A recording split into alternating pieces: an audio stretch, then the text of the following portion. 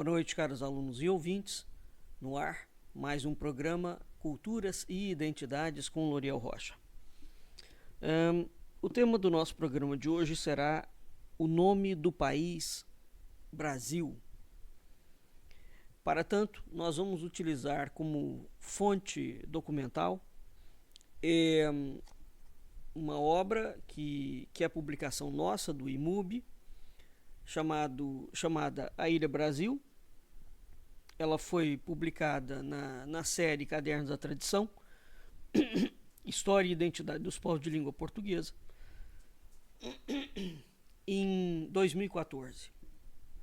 Depois dessa obra, nós tivemos outras também, onde nós abordamos o nome da Ilha Brasil. Na realidade, o primeiro trabalho que eu fiz sobre a Ilha Brasil, ele foi publicado, trabalho que cita de uma forma rápida, ele foi publicado no livro Arte, que nós lançamos em 2012 no Senado na Biblioteca do Senado da República, em Brasília. Essas pesquisas começaram no ano de 2009 e em 2012 nós lançamos essa obra, que é um livro Arte, sobre a cidade tricentenária barroca em Minas Gerais, de Conceição do Mato Dentro. Bem, há muita discussão, digamos assim, desculpe, não muita, né, mas há alguma discussão sobre o nome Brasil nas mídias sociais. Quase todas elas são discussões muito superficiais, né? Nós temos 3 obras falando sobre a Ilha Brasil, repleta de documentação primária, tá? Bem, qual é a origem do nome Brasil? Né? O próprio nome da nossa organização, Instituto Mucarage Brasilan, vem de parte desse desdobramento dessa etimologia. Mucarage é um jogo na época do Egito Antigo, é um jogo matemático ligado ao destino, que significa o que faz sair. É um jogo muito grave, muito sério, que os antigos jogavam com as mãos. Ele, vulgarmente, no Brasil, ficou conhecido como a dedanha, né? Brasilan é um termo antigo, diz-se pertencente ao Planalto Central do Brasil, que significa a terra do Senhor da Luz, né? Quem coloca isso desta forma é o historiador Felipe Cocuza, na obra dele. E então o nome da nossa instituição, do IMUB, Instituto Mucarage Brasilan, funde essas duas coisas, não é? Quer dizer, a terra do Senhor da Luz, e nós temos o objetivo de fazer cumprir a missão dessa terra do Senhor da Luz. Bom, quando a gente fala no nome do Brasil, o nome do Brasil envolve outros aspectos, né? Até hoje, teoricamente, existe uma incerteza sobre a origem do nome Brasil. Isso, evidentemente, porque não se quer levar em conta o registro do Brasil, né, na documentação oficial, do nome de batismo dessa terra, que evidentemente não foi Brasil. O nome Brasil aparece anexado muito tempo depois, né? E existe um outro componente, que é a Ilha Brasil, tá? Então, a incerteza sobre a origem do nome do Brasil, os historiadores querem dizer que ainda permanece. Não tem incerteza nenhuma. O país foi batizado com um certo nome, e esse nome não era Brasil, era a terra de Veracruz. Bem, Brasil, a palavra Brasil foi nome de ilha, foi nome de continente, foi nome de árvore, de produto comercial, foi obra do demônio e foi uma ilha encantada, né? Então, antes do Brasil chamar-se Brasil, ou antes do nome estabilizar-se como tal, ele teve 10 nomes, né? Pindorama, que é antes de 1500. Ilha ou Terra de Veracruz, que é em 1500. Terra de Santa Cruz, 1501. Terra Papagalle, ou Terra dos Papagaios, em 1502. Mundos Novos, em 1503. América, em 1507. Terra do Brasil, em 1507. Índia Ocidental, em 1578. Brasil, no século XIX, e Brasil no século XX. Então, nós temos uma evolução histórica que vai modificando.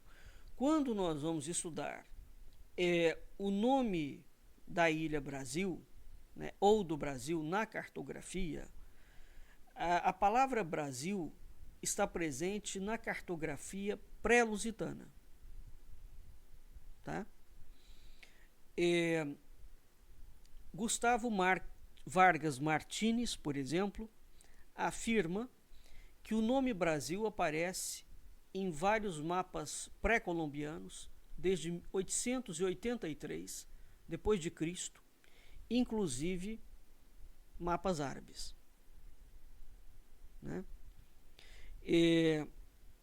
Então, aparece em mapas árabes em 833, em 960, em 1154, em 1258, em 1260, aparece em mapas euro-ocidentais em 1425, em 1436 e 1448, em 1455, em 1489, em 1492, em 1160. Né? Bem, o Geraldo Cantarino, que é um jornalista, atualmente ele mora na Irlanda, se não me falha a memória, ele tem uma ilha chamada Brasil, o paraíso irlandês no passado brasileiro. Bem, nessa obra ele faz uma catalogação, uma documentação cartográfica por ordem cronológica, em que ele reúne o nome Ilha Brasil ao longo de 500 anos, nos mapas, tá? É uma brutalidade, né? Bem, na maior parte dos mapas, esta Ilha Brasil não é o Brasil. Tá claro? Agora, ela vai, à medida que o tempo vai passando, vai havendo uma certa convergência disso aí. E existe também na documentação portuguesa, na documentação diplomática portuguesa, a inserção da palavra ilha. E o Brasil é citado como uma ilha. Mas esta ilha Brasil não é a High Brasil dos celtas. Não é a ilha Brasil celta, né? Por exemplo, na carta portulana de Juan de la Cosa, em 1500, aparece a legenda Ilha descoberta por Portugal, em cujo ano, coincide com a carta de Caminha, onde aparecem as duas palavras, a palavra ilha e a palavra terra, para designar o Brasil. Tá?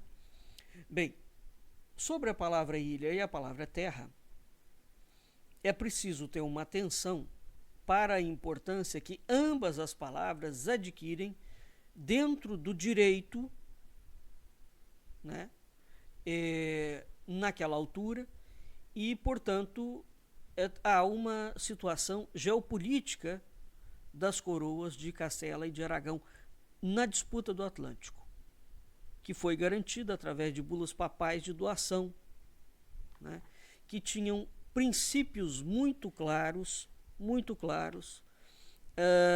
tanto na tomada de posse quanto para assegurar a hereditariedade dos territórios. Tá claro? Então, quando nós vamos estudar a palavra Ilha Brasil, que não é a High Brasil, celta, repito, é preciso estudar antes o direito jurídico sobre as ilhas. Tá claro? Então havia um direito jurídico sobre as ilhas desde a época do período romano. E essas palavras aparecem no Tratado de Alcáçovas Toledo e elas aparecem nos Tratados de Tordesilhas. Sim, são 2 tratados de Tordesilhas, não são um só. Um deles foi descoberto no Brasil e foi publicado aqui, pelo Ramon Blanco. Completamente esfacelado, ele estava no mosteiro carmelita na cidade de Santos, em São Paulo. Então são 2 tratados de Tordesilhas, não são um só. Normalmente a historiografia faz aquela divulgação mais extensa sobre um único tratado, que é o tratado em que aparece o meridiano, né, dividindo o Atlântico como um todo, que corta o Brasil, a parte, digamos, costeira pertence a Portugal, a parte interior pertence à Espanha. Bem, isso aí é o segundo tratado. O primeiro tratado ele diz respeito a outra coisa, tá? Ele não diz respeito é uma outra situação que no momento oportuno a gente vai tratar sobre ela. Bem, então existe pelo direito canônico, pelo direito jurídico, você tem que identificar se uma terra é uma terra ou é uma ilha. Se ela está povoada por cristãos ou se ela está povoada por gentios. Então, o domínio e a possessão territorial sobre as ilhas, chamadas Ilhas Desconhecidas, em alto mar, obedece a certas liturgias extremamente complexas desde a época do período romano. O direito canônico vai seguir isso. Tá claro? Portanto, quando Portugal e Espanha vão disputar os domínios do Atlântico, né? Evidentemente que há de se invocar essa explicação. E eu publiquei isso. Isso está publicado na obra A Ilha Brasil. Bom, o nome Brasil aparece grafado de uma forma completamente diferente nos portulanos ao longo dos séculos. Tá claro? Então, a palavra Brasil aparece antes do descobrimento do Brasil. Se a gente pegar, por exemplo, nos contos da Cantuária, né, nós vemos o nome Brasil e a expressão, inclusive, Brasil de Portugal. O Brasil aqui, naquela altura, não era uma madeira, era uma tintura, um tipo de um blanche, né? De um pigmento que se passava nas bochechas dos homens e das mulheres. Evidentemente que a cor vermelha, bem como a cor azul, são cores dificílimas de se obter na natureza. Tá? Então, na obra Contos da Cantuária, aparece o Brasil sendo comercializado por Portugal. E há documentos comerciais de Veneza, onde também aparece Portugal comerciando esta tintura chamada Brasil. Então, o nome Brasil aparece antes da descoberta do país Brasil. Tá claro? Por conseguinte, e ligado a Portugal. Por conseguinte, quando Portugal chega ao Brasil em 1500, essa palavra já está correndo pelo mundo. Ela já existe. E ela não designa somente uma madeira. E aí é preciso de ver quais são os tipos de madeira vermelha que Portugal comercializava. Seja como for, este nome que aparece, né, Brasil, a grafia do nome nos mapas e nos portulanos, ela altera completamente, dando a entender que você tem esse nome espalhado na Irlanda, você tem ele espalhado em Portugal, você tem ele na Índia, você tem ele na Grécia, você tem em vários lugares do mundo. Tá claro? Então, na própria carta de Pero Vaz de Caminha, ele afirma, né, eles chegam na época da Páscoa, ele avista o Monte Pascoal e ele fala, ele nomina a terra de Veracruz. Tá? Então, Dom Manuel, escrevendo aos reis de Espanha, né, fala o seguinte aos reis de Espanha. Isso está na História da Colonização Portuguesa do Brasil, volume 2, nas páginas 155 a 164. Dom Manuel fala expressamente o seguinte: meu capitão, com 13 naus, partiu de Lisboa a 9 de março do ano passado. Nas oitavas de Páscoa seguinte, chegou a uma terra que novamente descobriu, a qual pôs o nome de Santa Cruz. Uma terra que novamente descobriu. Veja que este verbo aqui, não é? Uma terra que descobriu novamente, então ela estava encoberta. Aqui entra o grande trabalho que o historiador português Jaime Cortesão vai fazer sobre as palavras descobrimento e achamento. Os portugueses fizeram dois movimentos, um movimento por terra e um movimento por ar, por mar, desculpe. Para entender esses dois movimentos, é preciso de entender, é preciso de saber verdadeiramente qual era a questão que movia as demandas entre Castela, Aragão, sobretudo aquela questão envolvendo os chamados reis católicos, né, Isabel e Fernando de Aragão, com os reis de Portugal, que a gente vai pegar Dom Afonso V, vai pegar Dom João II, vai pegar Dom Manuel, o reinado deles. Né? Bem, então, é naquela questão toda, envolvendo a reconquista da Península Ibérica, os mouros, que está o contexto dos descobrimentos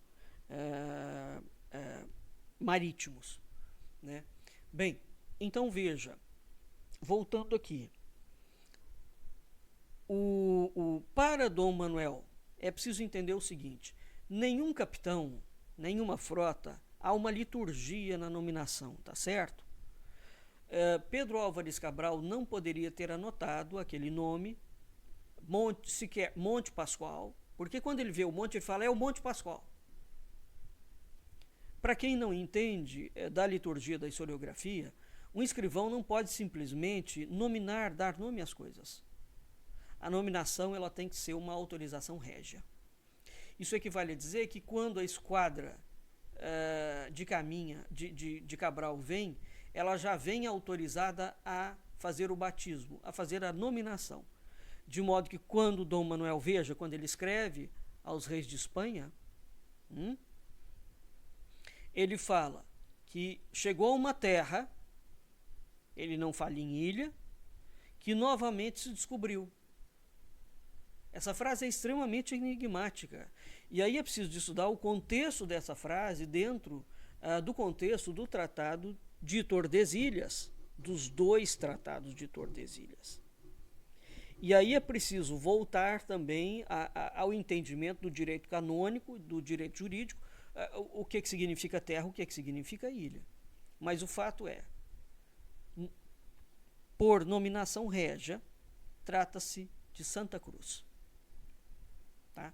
No regimento dado a João da Nova, capitão da Terceira Armada, logo depois da Armada de Cabral, vem o nome de Ilha da Cruz. Tá claro? Ilha da Cruz. Aqui é ilha, não é Santa Cruz, é Ilha da Cruz. Então, essas coisas todas são muito interessantes. Tá? O Gustavo Barroso vai afirmar. Gustavo Barroso fez estudos interessantíssimos. Nós já falamos muito sobre o Gustavo Barroso, e ele é um autor que ele ficou proscrito dentro do Brasil. Os livros do Gustavo Barroso são, inclusive, proibidos de serem editados, porque ele foi falsamente acusado de ser prosélito do nazismo e de ser antissemita. Vai ser um absurdo completo o que foi feito em cima da obra e da figura do Gustavo Barroso. Ele deixou estudos poderosíssimos sobre a pesquisa. Agora, evidentemente que o Gustavo Barroso, naquela altura, não tinha acesso a certas documentações e tampouco fez um levantamento sistemático de fontes portuguesas. Tá?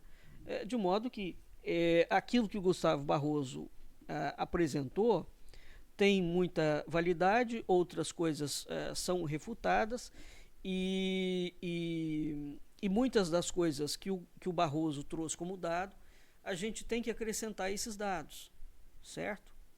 Com outros dados complementando e ampliando o grande trabalho que o Barroso fez. Bem, então o Barroso coloca aqui, antes de ser dado à terra o nome Brasil, o nome Brasil era dado a um rio que corria nela. Interessante isso, não? Por exemplo, no Planisfério de Cantino, em 1502, né, no mapa de Waldseemüller, onde esse é o primeiro mapa em que surge o nome da América, está o nome Rio de Brasil. Rio de Brasil. Ora, então é muito interessante porque estudar o nome de um rio que deságua na Baía de Cabralha. Portanto, esse rio era lá do norte. Veja, então aqui o nome Brasil aparece como ilha, como terra, como madeira, como produto, como rio.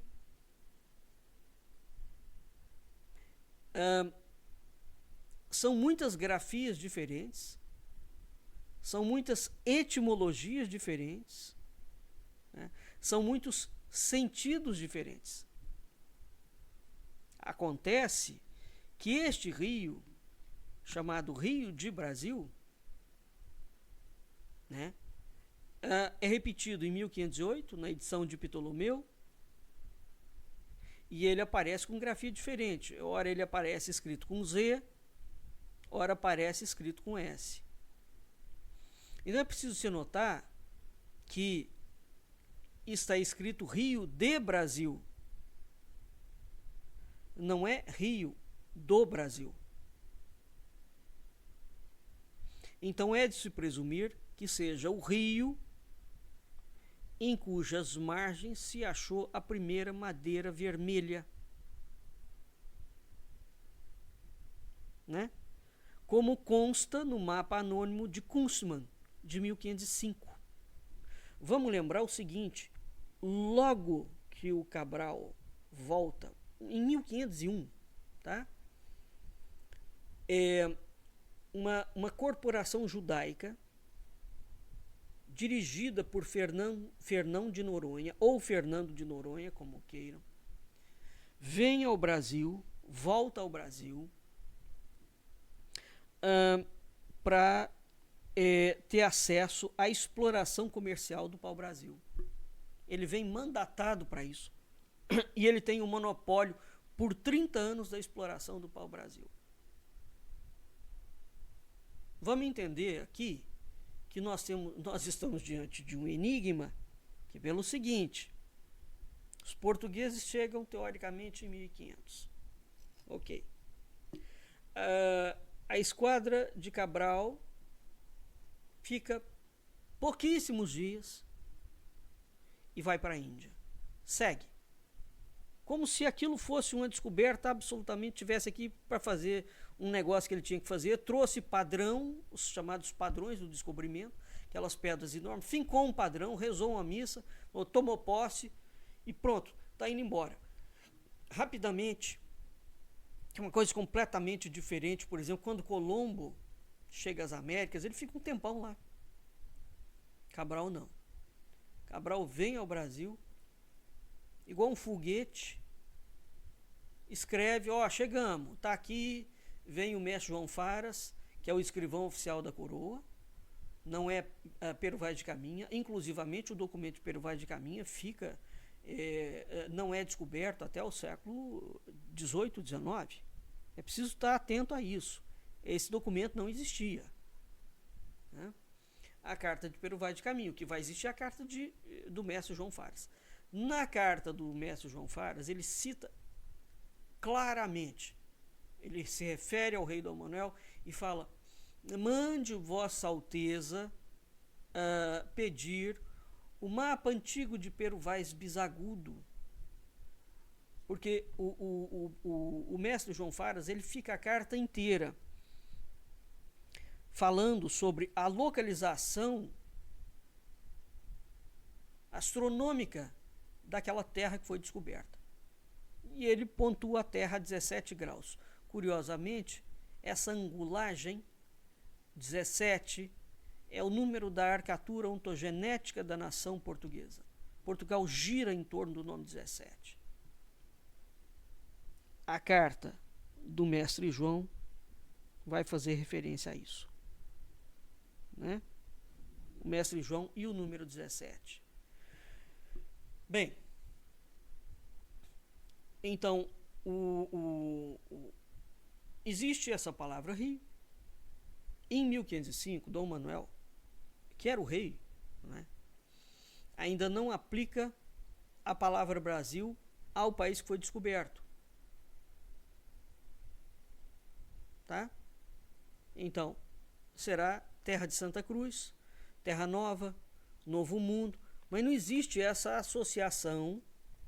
Agora, por outro lado, é preciso entender o seguinte: por que aparece esse Rio de Brasil? Né? Então, é Rio de Brasil, ou seja, é rio daquela madeira. Então, ela já era chamada de Brasil. Os índios brasileiros chamavam aquela madeira de Brasil? Tá claro? Então, até meados do século XVI, a cartografia repete em relação ao Brasil, ou melhor, em relação à parte meridional da América, né? Ela dá as designações de Mundo Novo, Novo Orbis, Terra de Santa Cruz. Alguns vão rotular a parte setentrional como Espanha Maior, né? Outros apontam a parte sul como região do Brasil. Outros, mais raro, vão chamar de terra incógnita. Aí você fala, mas como terra incógnita se ela já estava descoberta? Novamente, isso aqui diz respeito à chamada tripartição do mundo, que são os mapas T. Isso é um grande problema, eu já fiz programa sobre isso, um grande problema de cartografia medieval e que envolve as três partes do mundo conhecido depois Noé, Europa, Ásia e África. Então sabia-se que havia uma terra incógnita ou uma nova terra que era apontada como sendo o paraíso terrestre. Então esta nominação de terra incógnita incontornavelmente está fazendo referência a essa questão. Além os descobrimentos, eles fazem uma reviravolta no mundo de tal forma, uma dessas reviravoltas diz respeito exatamente a essa descoberta da quarta parte do mundo. A quarta parte do mundo é sempre o paraíso. Como é que fica em termos de cartografia e de geopolítica o país que descobriu o paraíso novamente? Eu já fiz muitos programas sobre isso. Toda essa temática está ligada à descoberta do Brasil. Tá claro? Bem, então a palavra Brasil, ela vai, não é, amiudando-se e aproxima-se, né, nos séculos, até ficar efetivamente assentada como Brasil, né? Agora, o, o documento oficial em que a gente vê escrito o nome Brasil, né, dado ao país, vai ser no alvará de 1530. O alvará que é conferido a Martim Afonso de Souza, para achar ou descobrir na terra do Brasil. Veja que é interessante, aqui o Brasil não aparece como sendo o nome da terra, tá? A terra do Brasil é a terra da madeira. A partir do século XVI, a palavra Brasil, ela vai se tornar constante. Tá claro? Então, um outro esclarecimento em relação à madeira, é preciso entender o seguinte: o patronímico brasileiro, né, ao invés de quem nasceu no Brasil, não é brasileiro, é brasiliense. Essa é a forma correta. Nós escrevemos incorretamente. Está errado. Inclusive, os passaportes. Você é natural da onde? Eu sou do Brasil, então você é brasileiro. Não, está errado. Eu sou brasiliense. Essa é a forma correta. Então, brasileiro era o patronímico do indivíduo que extraía pau-brasil, que trabalhava com pau-brasil. Eram os extratores da madeira de pau-brasil. Afrânio Peixoto esclarece isso muito bem, Gustavo Barroso também. Tá claro? Brasileiro é um nome que é aplicado a traficante. A desinência eiro, de brasileiro, é uma desinência profissional. Ferreiro, carpinteiro, mineiro. Tá claro? Então, a gente que nasce no Brasil deveria ser ou brasiliense, ou brasílico, ou brasiliano. Ficou, portanto, o sentido de traficante de madeira, né? Então a palavra brasileiro, com o tempo, ela passa a designar os moradores do Brasil, aonde você sobrepõe naturalidade, nacionalidade e profissão. Isso dá margem a confusões tremendas. Tremendas. Tá claro? Então, o nome Brasil é encontrado antes de 1500 em diferentes lugares. Tá? A gente vê, por exemplo, na carta de Alfonso de Albuquerque, em 1502, da Índia, endereçada a Dom Manuel. E ele fala que ele tinha dado o Cabo de Boa Esperança, Portugal, e a terra do Brasil. Bem, então, aqui nós temos algumas situações. O nome Brasil, ele aparece também, e eu coloquei isso na obra que nós publicamos, ele aparece nos mitos e na toponímia grega. Por exemplo, na península da Lacônia, que está no extremo sul da Grécia, né, aparece um porto situado no Golfo de Argos, que recebeu o nome Brasia.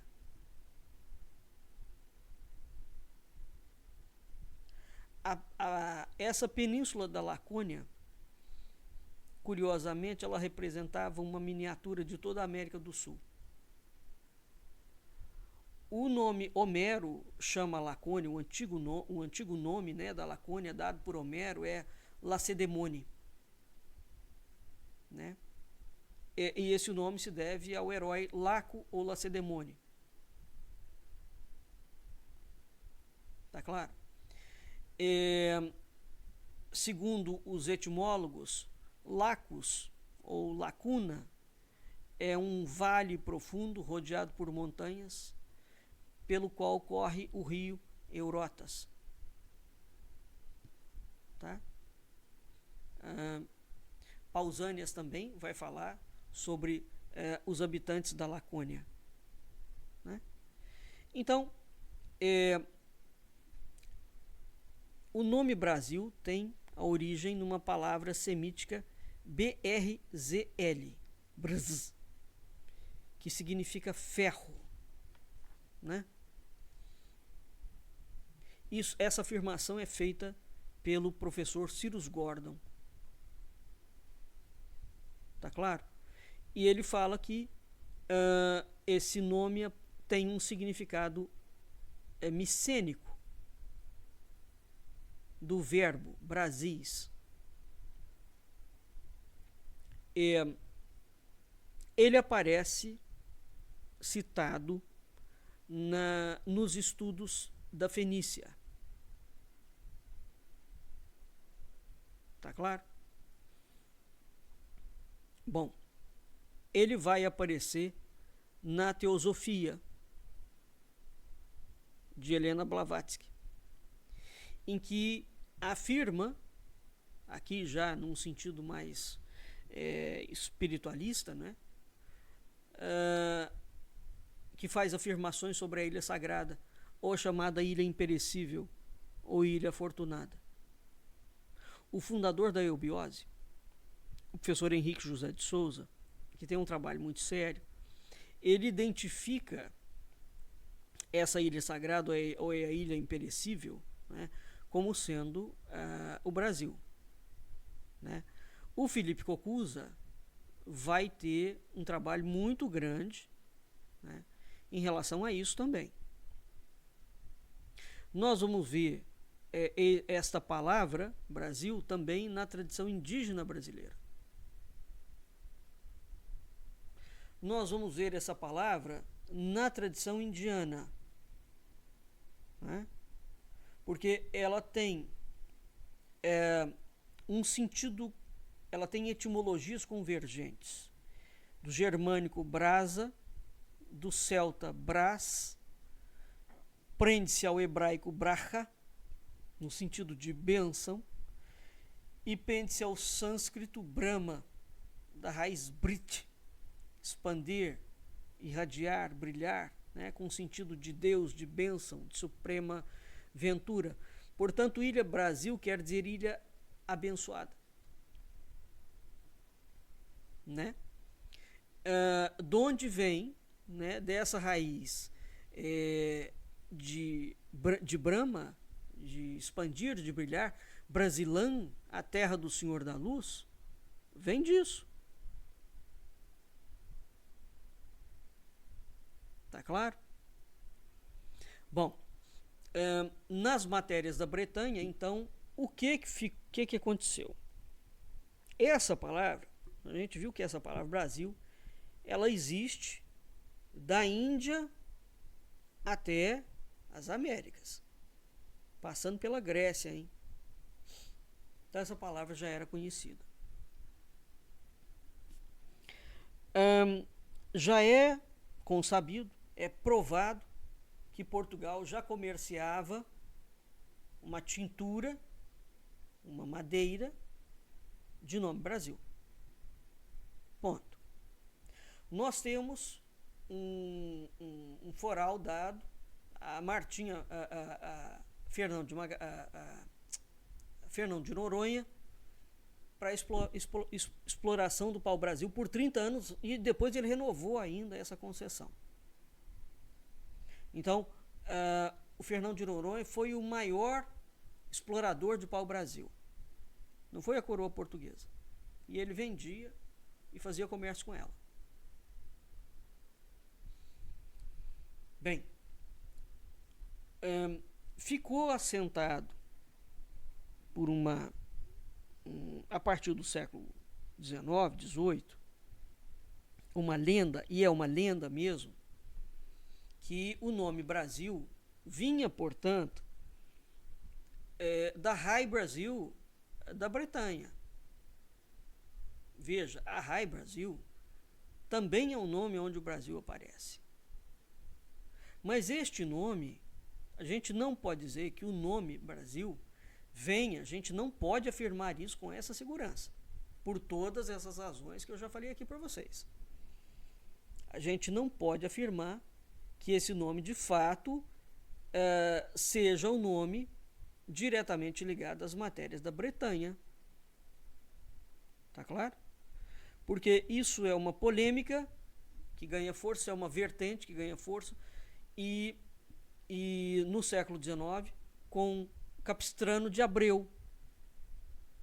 Então, Capistrano de Abreu arranca essa doidice da cartola. Tá? Ele fala, não, o nome Brasil veio da ilha da Rai Brasil Celta.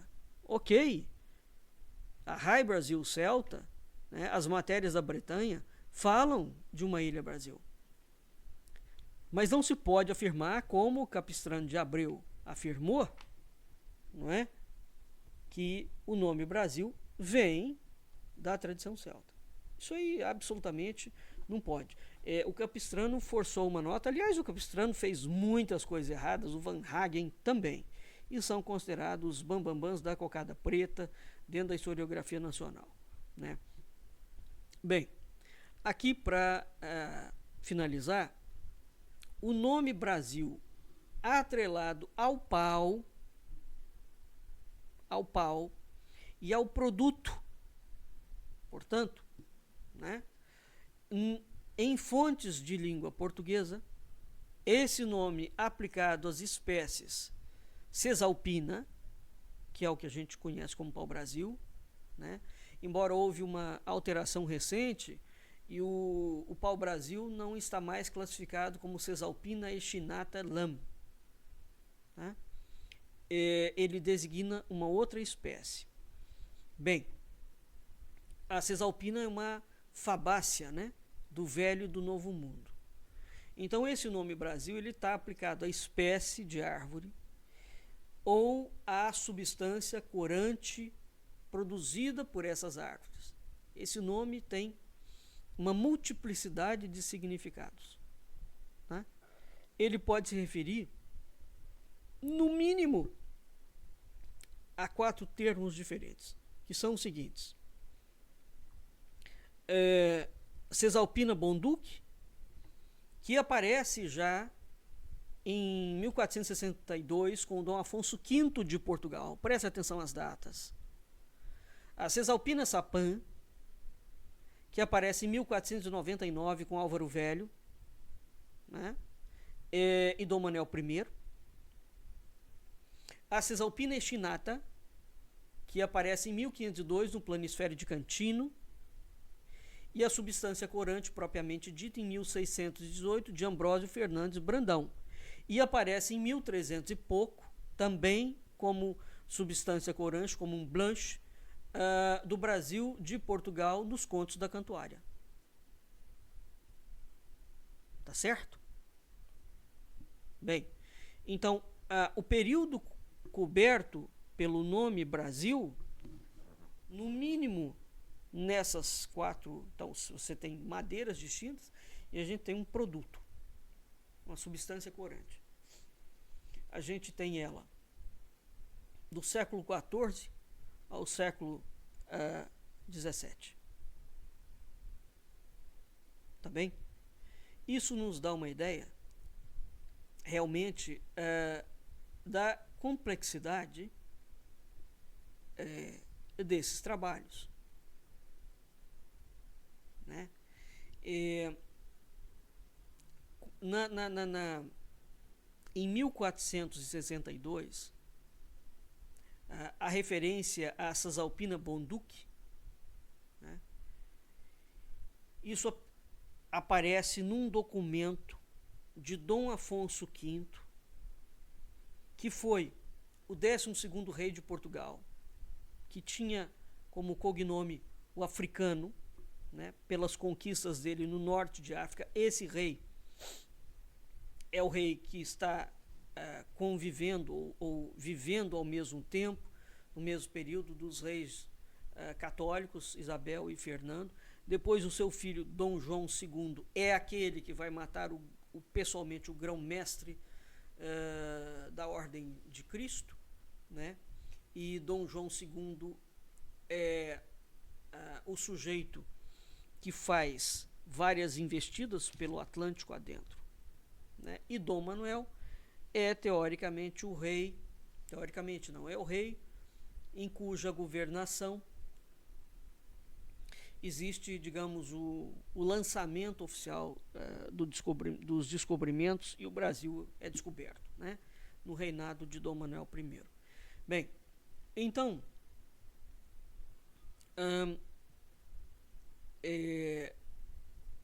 Dom Afonso V foi cognominado de africano por conta das suas conquistas no norte da África. Isso deu muito problema com Castela e com Aragão, muito. Aí é preciso entender os tratados de Tordesilhas para entender o que foi aquilo ali.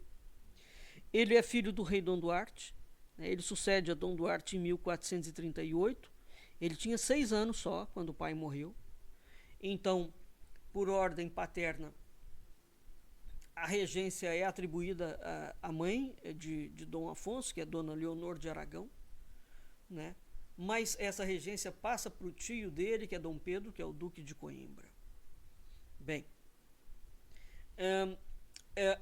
Dom Pedro cria uma legislação que depois vai ser conhecida como as Ordenações Afonsinas. Em 1448, quando Dom Afonso assume o governo, ele anula todos os editais aprovados durante a regência do tio dele, Dom Pedro. Tá?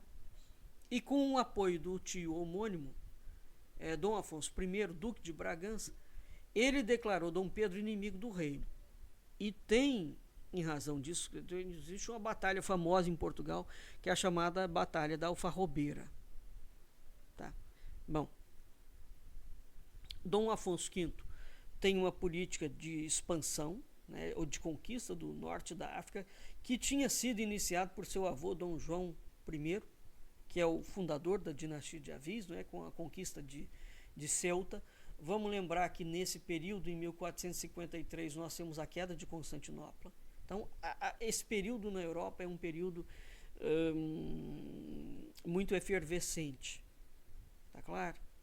Bem, então, é exatamente nesse período aí em que aparece o Abade Correia da Serra, mostra perfeitamente, onde consta numa carta de Afonso V a referência à palavra tintas do Brasil. Tá? Eu vou ler aqui o trecho. E outras, se determinamos e defendemos, e mandamos que, por a sobredita maneira, não possam resgatar pedras preciosas, nem tintas do Brasil, ou a sacar, que daqui em diante sejam achadas ou descobertas, sob a dita pena. Então veja, a carta é absolutamente intrigante também, né? Existe a palavra Brasil num manuscrito na Biblioteca Pública do Porto do início do século XVI. Então, atribui-se essa carta como sendo a única cópia conhecida durante a primeira viagem marítima de Vasco da Gama à Índia. Vasco da Gama teve de 1497 a 1499. Álvaro Velho acompanhou o Gama nessa viagem. Tá claro? Então, num detalhe desse manuscrito, que permaneceu durante muitos séculos no Mosteiro de Santa Cruz de Coimbra, e depois, no século XVIII, ele foi transferido para a Biblioteca Pública Municipal do Porto, na cidade do Porto. O Álvaro Velho fala o seguinte, ele está falando de Tenakar, portanto na Índia, tá? Ele está falando o seguinte, nessa terra tem Brasil. Então o Brasil parece que era um nome que se aplicava não somente a uma localidade. Era o nome daquela madeira vermelha, não é? Porque essa expressão, nesta terra tem Brasil, aqui em Tenakar tem Brasil. Por exemplo, na venda das especiarias em Alexandria, tudo ligado a Portugal, hein? Aparece a grafia Brasil.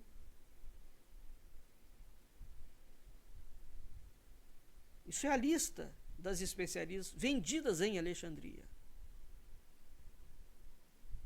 Essa mesma palavra aparece nos documentos portuários da cidade de Veneza.